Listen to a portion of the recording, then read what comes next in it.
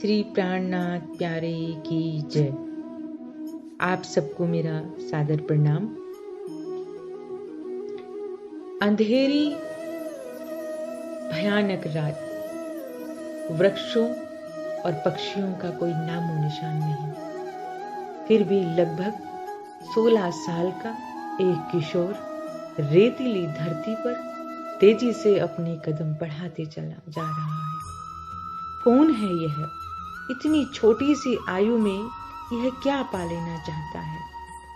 इस समय सारा संसार जब निद्रा की आगोश में डूबा हुआ है, तो इस छोटे से किशोर में वह कौन सा ज्वालामुखी धधक रहा है, जो अपने प्राण हथेली पर लिए हुए अकेले ही निकल पड़ा है।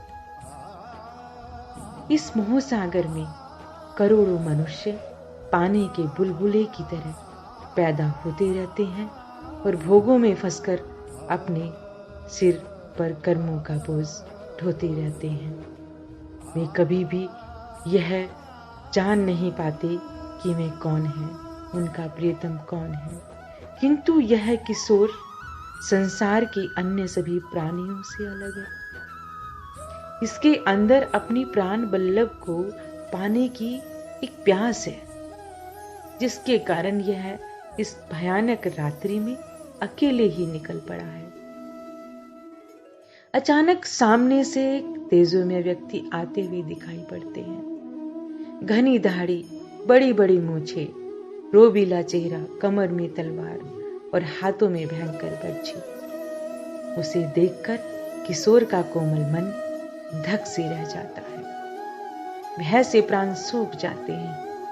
बिल्कुल नजदीक आने पर उसकी जोश भरी आवाज सुनाई पड़ती है, रे बालक, अपनी तलवार मुझे दे दे। कोई चारा न देखकर चुपचाप अपनी तलवार सौंपनी पड़ी। पुनः उसने गठड़ी भी ले ली।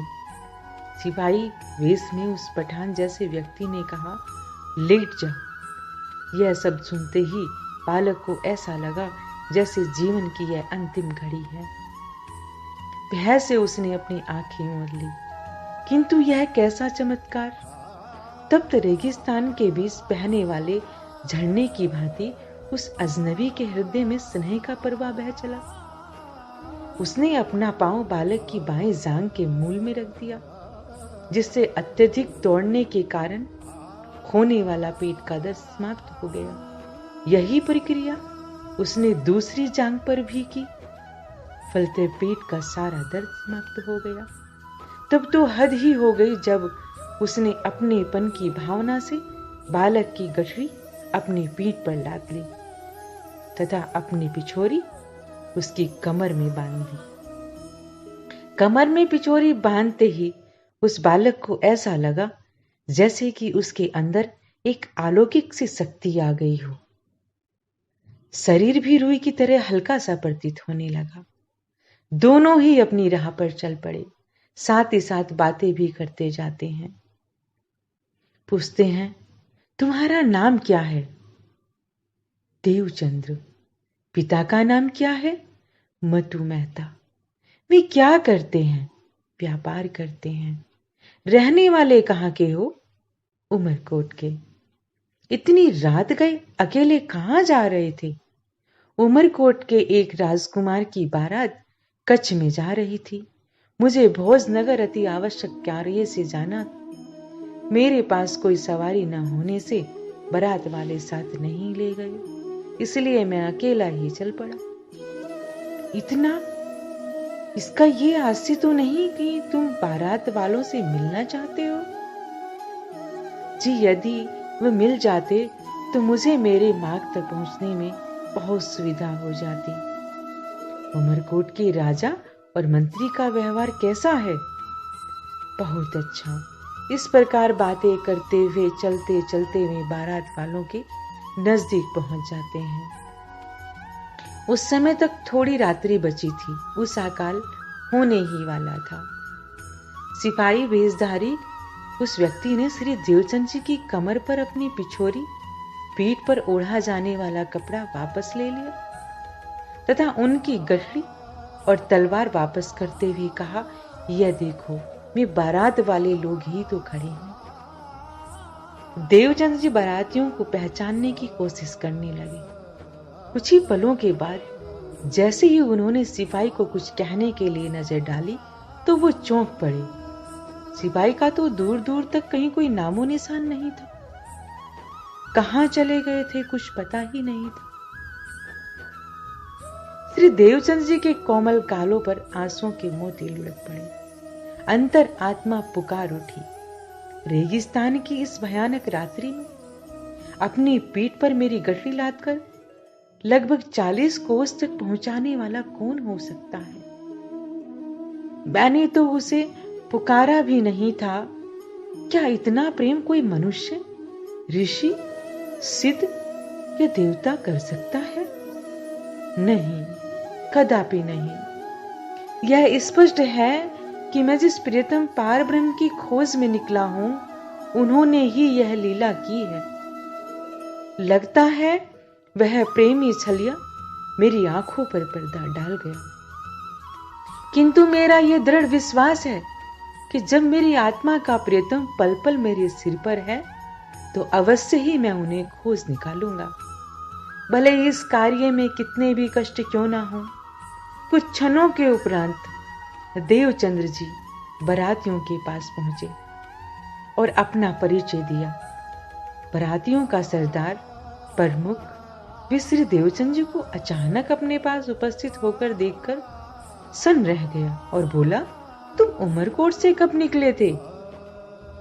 आप लोगों के निकलने के पश्चात हमारे पास यहां तक पहुंचने के लिए ऊंट आदि साधन था। शायद तुम्हारे पास नहीं था, किंतु तुम यहां तक कैसे पहुंचे? यहां तो पहुंचना बहुत कठिन था। मैं आप लोगों के पीछे पीछे हवा की तरह आ पहुंचा हूं। देवचंद्र, तुम यहां तक पैदल कैसे पहुंच गए? मैं इस पहेली को सुलझा नहीं पाया हूं। ऐसा तो परमात्मा की कृपा के बिना संभव ही नहीं होता है। चलो, जो भी कुछ हुआ ठीक ही हुआ। हम लोग भोजन की तैयारी कर रहे हैं, तुम्हें भी हमारे साथ भोजन करना होगा। क्षमा करें, मेरी विवशता है। मैं स्वयं का ही बनाया हुआ भोजन करता हूं और घर से भोजन की सारी सामग्री साथ लेकर आया हूं। प्रिय देवचंद्र, मैं भी तुम्हारी ही जाति बिरादरी का हूं। यदि तुम हमारा बनाया हुआ भोजन नहीं कर सकते तो हमें भोजन बनाने का सारा सामान तो ले सकते हो। वो तो तुम्हें लेना ही पड़ेगा, अन्यथा हमें बहुत दुख होगा। जैसी आपकी इच्छा। श्रद्धा पूर्वक भोजन बनाने के पश्चात देवचंद्र के अंदर ये भाव उठने लगे। 11 वर्ष की उम्र में मेरे मन में यह विचार आया कि मैं कौन हूं, कहां से आया हूं और मेरी आत्मा का प्रियतम कौन है। यह जानने के लिए मैंने अनेकों से सत्संग किए। राधा कृष्ण की मूर्तियों की दंडवत परिक्रमा भी बहुत समय तक की, किंतु जड़ मूर्ति वो क्या बोलती। अपने प्राण बल्लभ की खोज में आज मैं यहां तक आया हूं। संसार के लोग कहते हैं कि परमात्मा कण कण में समाया है। आखिर उसका स्वरूप कैसा है, मैं इस समय किसको भोग लगाऊं? जो बिन बुलाए, बिन जाने, बिन पहचाने पठान सैनिक के वेश में यहां तक आप पहुंचा है, निसंदेह वह मेरी आत्मा का प्रियतम ही होगा। मुझे एकमात्र उसी का ही भाव लेकर भोग लगा लेना चाहिए। यह सोचते हुए देवचंद जी अपने इष्ट को प्रेम पूर्वक भोग लगाते हैं। बारात के लोगों ने भोजन के पश्चात आराम करके यात्रा प्रारंभ की और अपने ऊंट पर श्री देवचंद जी को भी बिठा लिया। सभी लोग कच्छ प्रांत में पहुंचे। बाराती तो अपने माया के काम में लग गई, लेकिन देवचंद जी उस सच्चिदानंद पार ब्रह्म की खोज में लग गए, जिसके विषय में बड़े बड़े मनीषियों ने हार मानकर नीति नीति कहते हुए मौन धारण कर लिया था। अपने प्राण बल्लभ को खोजने की जिज्ञासा ही इस 16 वर्षीय किशोर को जगह जगह घुमा रही है, जिसके अंदर यह प्यास जग जाती है कि वह लौकिक कष्टों की थोड़ी भी परवाह नहीं करता। श्री देवचंद जी कच्छ में एक मंदिर में पहुंचे। मंदिर में चहल पहल तो थी, लेकिन चर्चा सत्संग का कोई नामो निशान नहीं था। उन्होंने मुख्य पुजारी को प्रणाम करते हुए पूछा, क्या यहाँ कुछ चर्चा या सत्संग नहीं होगा? पुजारी ने कहा, चर्चा सत्संग का उद्देश्य होता है परमात्मा को जानना, किंतु यहाँ तो साक्षात परमात्मा ही विराजमान है, तो फिर आप किसकी चर्चा सुनना चाहते हो? देवचंद जी ने कहा, किंतु यह तो मूर्ति है। पुजारी बोले कि भाव ये सर्वोपरि है। यदि इस मूर्ति में आप परमात्मा का भाव लेंगे तो यह साक्षात परमात्मा के ही रूप में दर्शन देगी। देवचंद जी इतने लंबे समय तक मूर्ति पूजा का अनुभव प्राप्त कर चुके थे। प्रतिदिन 3-3 घंटे की दंडवत परिक्रमा भी उन्होंने की थी, लेकिन वो भी उसे शांति नहीं दिला पाई थी। वहां से चल देना ही उचित समझा। इसके पश्चात वे उन सन्यासियों के पास गए जो अपनी आकर्षक धार्मिक वेशभूषा में सामान्य जनता को अपने मुंह पास में बांधे हुए थे।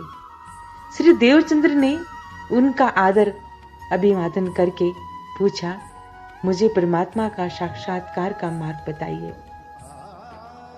देखो, परमात्मा सत्य, चित, आनंद, अजर, अमर, निर्भय, निर्विकार, अनादि, अनंत, सर्वव्यापक, निराकार है।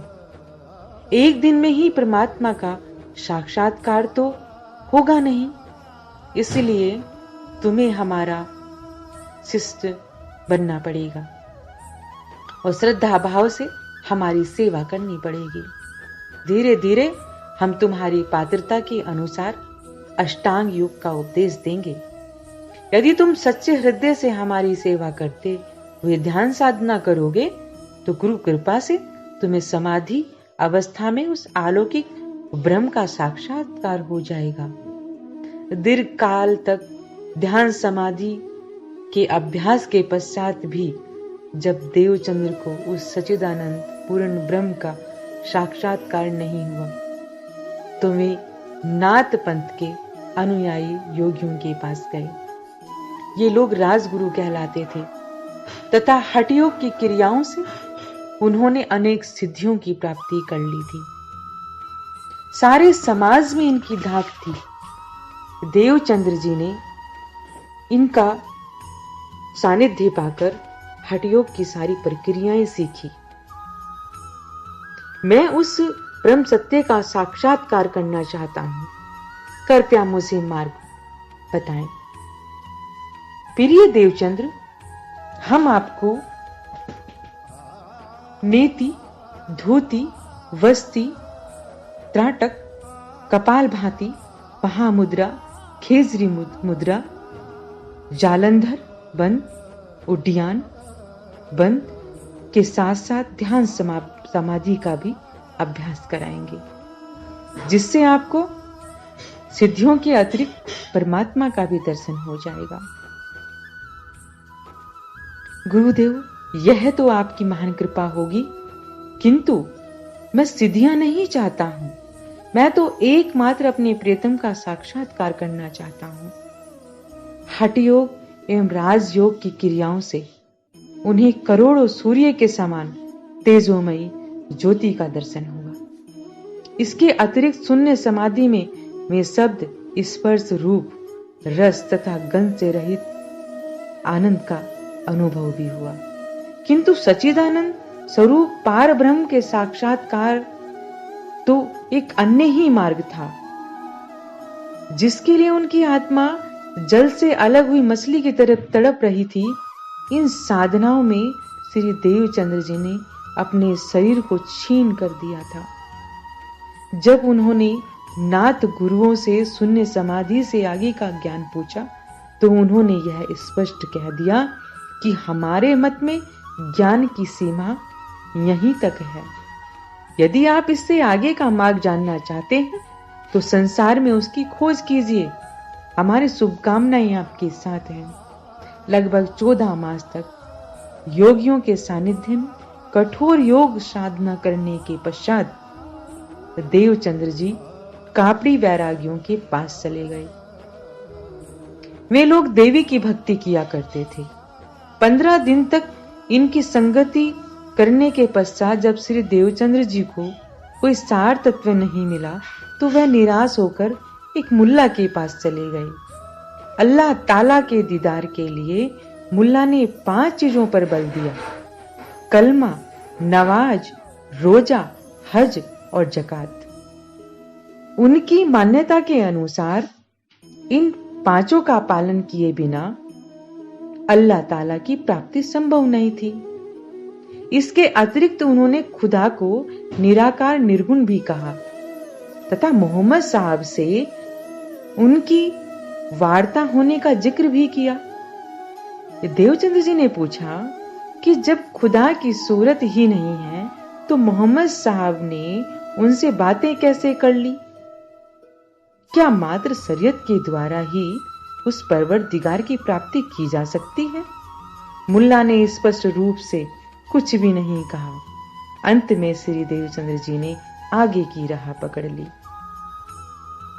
सागर की गहराइयों में डुबकी लगाने वाला मोती पा सकता है। डूबने के भय से किनारे बैठे रहने वाला हाथ मलते रहने के सिवा कुछ नहीं कर सकता। भोरे को पराग की सुगंध चाहिए, वह किसी विशेष फूल की सीमा रेखा में स्वयं को नहीं बांधता। आध्यात्म के चरण लक्ष्य को पाने के इच्छुक भी किसी संप्रदाय विशेष की संकीर्ण मान्यताओं और एक गुरु से बंधने में विश्वास नहीं करता। गुरु दत्तात्रेय जी ने भी तो 24 गुरु किए थे। अनेक मत पंथों में सत्य की खोज की आकांक्षा पाले श्री देवचंद जी भोजनगर आए। वहां उनका मिलन हरिदास जी से हुआ, जो गोपी भाव से राधा कृष्ण की भक्ति में लगे हुए थे। वे मतु मेहता जी के गुरुदेव भी थे। हरिदास जी श्रद्धा, समर्पण और सेवा की भावना कूट-कूट भरी हुई थी। श्री देवचंद जी ने अपने को उनकी सेवा में झोंक दिया। उनकी निष्ठा देखकर हरिदास जी ने देवचंद जी को दीक्षा मंत्र देने का निर्णय किया। एक निश्चित तिथि पर सिर मुंडाए हुए देवचंद हरिदास जी के सामने बैठे। हरिदास जी ने पूछा, क्या इससे पहले तुमने किसी और से भी दीक्षा मंत्र लिया था? हाँ गुरुदेव, सन्यासियों से गायत्री महामंत्र की दीक्षा ली थी। मेरा दिया हुआ मंत्र तभी पूर्ण रूप से फलेगा जब तुम सन्यासियों के लिए वे मंत्र को किसी कागज पर लिखो और रोटी आदि में छिपाकर उसे वापस कर दो। यद्यपि आपकी आज्ञा है गुरुदेव, तो फिर मेरा एक कथन यह भी है कि यदि आपका मंत्र मेरे पहले वाले मंत्र से अधिक शक्तिशाली है तो मेरे हृदय से वह स्वतः ही निकल जाएगा। किंतु यदि मेरा पूर्व वाला दीक्षा मंत्र आपके दिए हुए मंत्र से अधिक शक्तिशाली हुआ तो वह मेरे हृदय से कभी नहीं निकल पाएगा। श्री हरिदास जी इस प्रकार का उत्तर सुनकर गदगद हो गए। उन्होंने अति स्नेहपूर्वक अखंड रास बिहारी श्री कृष्ण का मंत्र दीक्षा के रूप में दे दिया। हरिदास जी देवचंद जी का पता पाकर उनके माता पिता भी भोजनगर आ पहुंचे। देवचंद जी की वैराग्य भावना देखकर उन्हें विवाह के बंधन में बांधना चाहते थे। विवाह का बंधन इतना मजबूत होता है कि बड़े बड़े ज्ञानी तपस्वी इसकी सुनहरी रस्सी को काट नहीं पाते हैं। यहाँ तक कि व्यक्त वेश धारण करने पर तप करने वाले भी प्राय किसी न किसी रूप में इसके बंधन में आ ही जाते हैं। संयोगवश जिस दिन देवचंद जी ने दीक्षा मंत्र धारण किया था वही दिन उनके विवाह का भी निश्चित हो गया था। देवचंद जी के लाख मना करने के उपरांत भी पिताजी नहीं माने और जबरन विवाह की तिथि निश्चित कर दी। विवाह के शुभ मुहूर्त पर देवचंद जी को सिर मुंडाए देखकर पिताजी का पारा 7वें आकाश पर आ पहुंचा। उन्होंने देवचंद्र से कर्कश शब्दों की बौछार कर दी। देवचंद्र, ज्योतिष्य के आधार पर मैंने ये शुभ मुहूर्त निकलवाया था, लेकिन तुम्हारी मूर्खता ने मेरी इच्छाओं का तो गला ही घोट दिया। पिताश्री, मैंने अपराध नहीं किया जो आप मुझे इतना क्रोधित भाव से देख रहे हो। एक तो मेरे जीवित रहते ही तुमने सिर मुंडवा दिया, दूसरी यह है कि कार्य के जो विवाह का जो कार्य है उसके शुभ अवसर पर तुमने ऐसा किया। कहां मैं तुम्हारे सिर पर विवाह का मुकुट देखना चाहता था और कहां तुमने सन्यासियों का वेश धारण कर लिया है। मैंने आपको बार बार मना किया था कि मेरा मन संसार में नहीं लगता है। जब तक दो दिलों की व्यक्तिगत इच्छा ना हो तब तक जबरन विवाह कराना घोर अन्याय है। आज जो स्थिति बनी है आपके रवैये की ही देन है। तू मेरा एकमात्र पुत्र है, यह किसी भी कीमत पर मैं सहन नहीं कर सकता कि तू मेरे जीते जी बाबा बनकर इधर उधर घूमता रहे। विवाह वह बंधन है जिसमें फंसने के बाद गृहस्थी की चक्की में पिसता रहता है। परिवार के उत्तरदायित्वों को पूरा करते करते आधी से अधिक उम्र तो निकल जाती है। फिर इन झूठे रिश्तों में फंसकर आत्मा के प्रियतम के प्रति अपना पूरा प्रेम नहीं हो पाता। तू मेरा पुत्र होकर मुझे उपदेश देने चला है। मेरा निर्णय अंतिम है, इसमें कोई परिवर्तन नहीं होगा। आपका मेरे शरीर पर तो अधिकार है, मेरी आत्मा पर नहीं। आप मेरे झूठे शरीर का तो विवाह रचा सकते हैं, मैंने तो आज ही अपनी आत्मा का विवाह अपने प्रियतम से कर लिया है। आप अपनी अहंकार की तृप्ति के लिए मेरे शरीर का विवाह करना चाहते हैं, लेकिन यह निश्चित है कि मेरा मन घर परिवार में बिल्कुल भी नहीं लगेगा।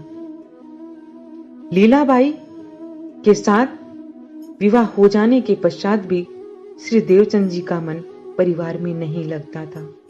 वे मात्र 3 घंटे रात्रि 12 बजे से 3 बजे तक ही घर पर रहते थे। से सारा समय हरिदास जी की सेवा में, मंदिर की परिक्रमा में और चर्चा सत्संग में व्यतीत करते रहते थे। एक दिन परिक्रमा करते हुए देवचंद जी को हरिदास जी ने देख लिया।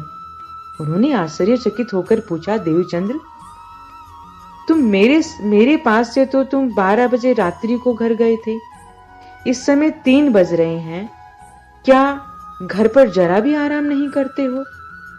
गुरुदेव, मुझे ऐसा लगा कि प्रातः काल हो गया है, इसी भ्रम में चला आया, किंतु यह तो प्रतिदिन का नियम था।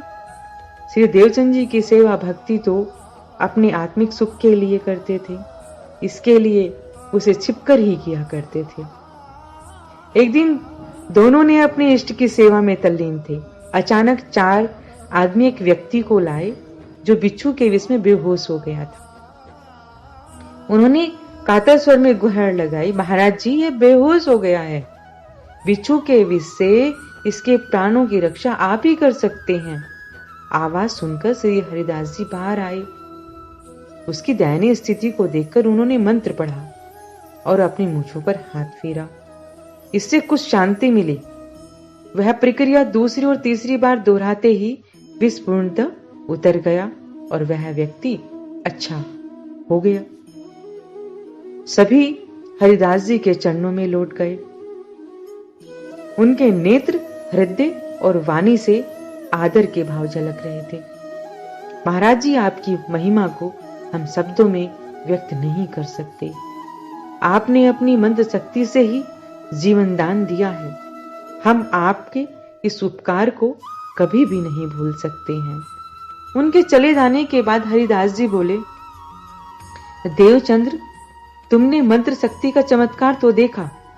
हाँ गुरुदेव, यदि वह थोड़ी और देर कर देता तो उसका बचना संभव नहीं था।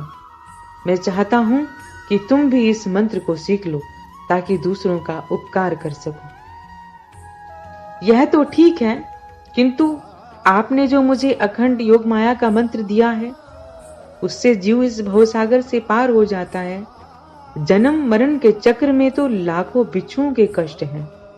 उससे मुक्त करने वाला मंत्र जब आप मुझे दे चुके हैं, तो मैं दूसरा मंत्र लेकर क्या करूंगा? देवचंद्र, तुम्हारे इस कथन से तो मैं गदगद हो गया हूं। तुम्हारी बुद्धि जितनी महान है तथा जितने तुम्हारे श्रेष्ठ विचार हैं, उतने मेरे नहीं हैं। तुम धन्य हो देवचंद्र। अचानक एक दिन हरिदास जी ने फिर देखा कि देवचंद्र जी रात्रि के 3 बजे से लगभग मंदिर के बाहर परिक्रमा कर रहे हैं। मैं अब समझ गई कि यह तो इसका रोजाना का क्रम है। हरिदास जी का मकान एवं मंदिर दोनों ही संयुक्त रूप से थे। मंदिर की परिक्रमा करने पर उनके मकान की भी परिक्रमा होती थी। हरिदास जी को यह पसंद नहीं था कि इस इष्ट के साथ साथ कोई भी उनकी परिक्रमा करे। इतनी बड़ी सेवा का बोझ संभालना उन्हें कठिन प्रतीत होने लगा था। निदान उन्होंने यह निर्णय लिया कि उनके पास जो 2 मूर्तियां बाल मुकुंद और बांके बिहारी की हैं, उनमें से एक बाल मुकुंद की मूर्ति देवचंद जी को सौंप देंगे, ताकि मैं अपने घर पर ही रहकर सेवा और पूजा पाठ कर सकेंगे। जब हरिदास जी ने प्रातःकाल सेवा हेतु मंदिर में पहुंचे, बाल मुकुंद बाल रूप श्री कृष्ण जी का उनकी मूर्ति वहां दिखाई नहीं पड़ी। उन्होंने मंदिर का कोना कोना छान मारा, लेकिन कहीं भी मूर्ति का पता ना चला। उन्होंने घर के सभी सदस्यों से पूछताछ की। सबका यही कहना था कि भला यहां कौन आ सकता है। जब मंदिर और मकान के दरवाजे बंद हैं, तो मूर्ति कहां चली गई? क्या मूर्ति के भी पंख होते हैं? हरिदास जी ने बांके बिहारी किशोर स्वरूप श्री कृष्ण जी का जो होता है की हमेशा सेवा पूजा की थी। श्री देवचंद जी भी इस समाचार को सुनकर बहुत दुखी हुए। हरिदास जी के मन में यह बात खटक रही थी कि कहीं देवचंद जी यह ना समझ लें कि मैं उनको मूर्ति देना ही नहीं चाहता हूं। यह बात उन्होंने प्रकट भी कर दी, किंतु श्री देवचंद जी ने स्पष्ट कह दिया कि हे गुरुदेव, मैं ही अभी इसके योग्य नहीं हूं। आपने तो मुझे संकल्प रूप में ही दे दिया था। हरिदास जी ने बांके बिहारी की सेवा पूजा की, किंतु उन्होंने यह दृढ़ प्रतिज्ञा ली थी कि जब तक बाल मुकुंद जी की मूर्ति नहीं मिलेगी, तब तक मैं भोजन नहीं करूंगा। अनायासे देवचंद जी और हरिदास जी सहित परिवार के सभी लोग उपवास करने लगे। हरिदास जी मध्य रात्रि के चिंतन में डूबे ही थे कि बाल मुकुंद जी ने उनको साक्षात दर्शन दिए। चरणों में प्रणाम करते हुए हरिदास जी बोले, हे प्रभु, आप कहां थे? आपको खोजते खोजते हम बहुत दुखी हो गए। मैं तो वहीं बैठा था, तो आपने हमें दर्शन क्यों नहीं दिया? तुम मुझे देवचंद जी के यहां पधराना चाहते थे, इसलिए मैं अंतर ध्यान हो गया था। तुम्हें इनकी महिमा नहीं मालूम है। व्रज लीला में श्री कृष्ण जी के तन में पार ब्रह्म की शक्ति ने लीला की थी, तथा राधा जी के तन में इनकी आत्मा थी। मैं किसी भी प्रकार से इनसे अपनी सेवा नहीं करवा सकता हूं। मैं तो इनकी कृपा से ही हूं। आज जो भी हूं सब इन्हीं की कृपा से हूं। यदि देवचंद जी दुखी हों तो रास बिहारी जी के वस्त्रों की सेवा आप उन्हें दे देना, किंतु मेरी मूर्ति कदापि नहीं देना। प्रभु कृपा करके यह बताएं कि इस समय आपकी मूर्ति कहां पर है। मेरी मूर्ति तो वहीं सिंहासन पर विराजमान है। मैंने तो तुम्हें दृष्टि में बंद कर दिया था। हरिदास जी मंदिर में जाकर देखते हैं तो मूर्ति सिंहासन पर विराजमान है। उन्होंने आनंदित होकर कहा कि आनंदित होकर बार बार अपने इष्ट के चरणों में प्रणाम किया। हरिदास जी अपनी अनजानी भूलों पर बहुत अधिक पश्चाताप हो रहा था। आज तक वे श्री देवचंद को अपना शिष्य ही समझते रहे। न जाने कितनी बार देवचंद जी ने उनके घर के झूठे बर्तन भी धोए, न जाने कितनी बार उन्होंने झाड़ू लगाया, पता नहीं कितनी बार उन्होंने उनके चरण दबाए। इस भयंकर अपराध का एक ही प्रायश्चित हो सकता है कि मैं उनके चरणों में लौटकर अपनी भूल की क्षमा मांग लूं। यह सोचते हुए हरिदास जी मार्ग पर जा रहे थे। सामने ही देवचंद जी दिखाई पड़े। हरिदास जी दौड़ते हुए उनके चरणों में लौट गए। श्री देवचंद जी यह दृश्य देखकर हक्के बक्के हो गए। उन्होंने अपने दोनों हाथों से हरिदास जी को उठाते हुए कहा, गुरुदेव, मैं तो आपका शिष्य हूं, आप ऐसा क्यों कर रहे हो? मैं आज तक आपके स्वरूप की पहचान नहीं कर पाया। मैं आपको अपने शिष्य के रूप में ही मानकर आपसे सेवा करवाता रहा। पता नहीं मेरे इस अपराध का प्रायश्चित होगा भी या नहीं।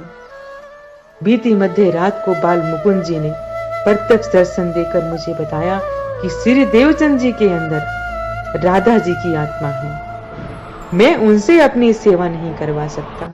उन्होंने मुझे आपके बांके बिहारी जी के वस्त्रों की सेवा सौंपी है। इतने वर्ष मुझे दोनों स्वरूप श्री बाल मुकुंद बांके बिहारी की सेवा करने में बीत गए थे, लेकिन कभी भी इस तरह का कोई दर्शन नहीं हुआ था। श्री देवचंद जी, आपकी कृपा से ही मुझे श्री बाल मुकुंद जी के दर्शन का सौभाग्य प्राप्त हुआ। मैं आपके चरणों का और आपका हमेशा ऋणी रहूंगा। मैं आपको कभी भी नहीं भूल सकता। गुरुदेव, क्या आप मुकुंद जी की मूर्ति मिल गई? हाँ, चलो तुम्हें दर्शन कराते हैं। दोनों दर्शन करके भोजन ग्रहण करते हैं। श्री देवचंद जी और बांके बिहारी जी के वस्त्रों की सेवा अपने घर पधराते हैं।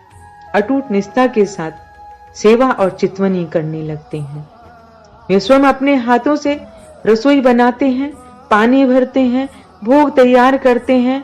यदि जल लाते समय किसी की छाया पड़ जाती है तो वह उसको गिरा करके दूसरा जल भर के लाते हैं। भोग लगाने के पश्चात अखंड ब्रज रास का ध्यान लगाते हैं। एक दिन उनकी पत्नी लीलाबाई जी बहुत दुखी होकर उनसे बोली, पतिदेव, पड़ोस की सभी स्त्रियां मुझे ताना मारा करती हैं। वो कहती हैं कि तुम कैसी पत्नी हो कि तुम्हारा पति तुम्हारे हाथों से अपने हाथों से चौका लगाता है, अपने हाथों से भोजन तैयार करता है, अपने आप पानी भरता है और तुम यहां बैठी बैठी आराम करती हो। इस तरह की बातें सुनते सुनते मेरे कान पक गए हैं। श्री देवचंद जी ने स्नेहपूर्वक समझाया, तुम मेरे माता पिता की सेवा करो, मैं उसी से खुश हूं। जिस प्रकार मैं तुम्हारे शरीर का पति हूं, उसी प्रकार मेरी आत्मा का पति पार ब्रह्म है, जिसकी मैं सेवा करता हूं। मैं जिस स्वरूप में सेवा करता हूं, उनकी तुम्हें पहचान नहीं है। बिना पहचान के सेवा नहीं होती। जल भरते समय किसी अन्य सेवा में यदि तुम्हारा मन दुखी हो गया तो सेवा धर्म तो नष्ट हो ही जाएगा। सेवा धर्म बहुत कठिन है, इसलिए अपने इष्ट की सारी सेवा मैं खुद करूंगा। तुम इस संबंध में थोड़ी भी चिंता ना करो। एक दिन ध्यान में देवचंद जी को अपने प्रीतम का दर्शन हुआ। उनका ध्यान अखंड ब्रज में पहुंचा, जहां माता यशोदा जी दूध गर्म कर रही थी। राधा के रूप में देवचंद जी उनके सम्मुख खड़े हुए। यशोदा जी ने स्नेह भरे स्वर में पूछा, आओ राधा रानी, यहां आकर भोजन करो। माते, मैं कुछ जल्दी में हूं, यह बताइए कन्हैया कहां है? मैं उनसे मिलना चाहती हूं। उस नटखट का स्वभाव तो तुम जानती ही हो। वह भला शांति से कहां बैठ सकता है? वन में ग्वाल बालों के साथ खेल रहा होगा। मैं अभी वहीं जाना चाहती हूं, क्योंकि मेरा मन तो उनमें ही लगा हुआ है। यह मिठाई लो और दोनों मिलकर खा लेना। श्री देवचंद जी राधा रूप में ग्वाल बालों के पास पहुंचते हैं और पूछते हैं, श्री कृष्ण जी कहाँ हैं? कौन से कृष्ण जी? यहाँ तो हर टोली में कृष्ण और कृष्ण ही दिखाई दे रहे हैं। नंदलाल, श्री कृष्ण जी, यहाँ तो अनेक कृष्ण हैं। जिनके पिता का नाम नंद है, यशोदा के पुत्र श्री कृष्ण के बारे में मैं पूछ रहा हूँ। कन्हैया खड़े खड़े सारी लीला देख रहे थे। मुस्कुराते हुए बोले, आओ आओ राधा रानी, मैं तो यहीं खड़ा खड़ा तुम्हारी बाट देख रहा हूँ। आपकी प्रेम भई छल वाली बातें मेरी समझ में नहीं आती। मैं इतनी देर से ढूंढ ढूंढ कर परेशान हो रही थी और आपको हंसी आ रही है। मैं तो तुम्हारे बिना एक पल भी नहीं रह सकता। तुम तो मेरी प्राणेश्वरी हो। दोनों बातें करने लगी। घुंघरी बांटी जाने लगी तो यशोदा जी के द्वारा भेजी हुई मिठाई भी बांटने के लिए दी गई। श्री कृष्ण जी ने कह दिया कि हमारे लिए 2-2 भाग देना। कृष्ण जी अपनी ट्रेन में बैठकर जैसे ही हाथ भोजन के लिए उठाते हैं, त्यों ही उनका ध्यान टूटता है।